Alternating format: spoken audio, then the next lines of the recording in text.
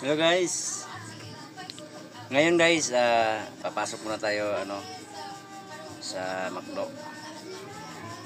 Ayan, part time lang naman kasi guys yung dory natin. Ang talaga natin is priority is McDo.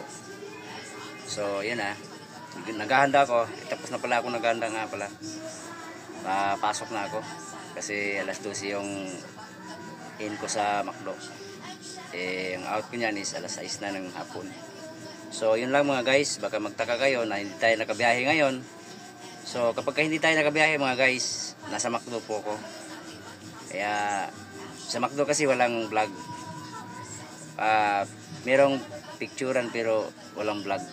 Dumating na rin yung yung holder ng cellphone natin sa motor na ginagamit natin. Kaya nakikita nyo na kung saan tayo pupunta kapag nag-dory tayo mga guys. So ayan, yan lang muna sa ngayon mga guys. So adios.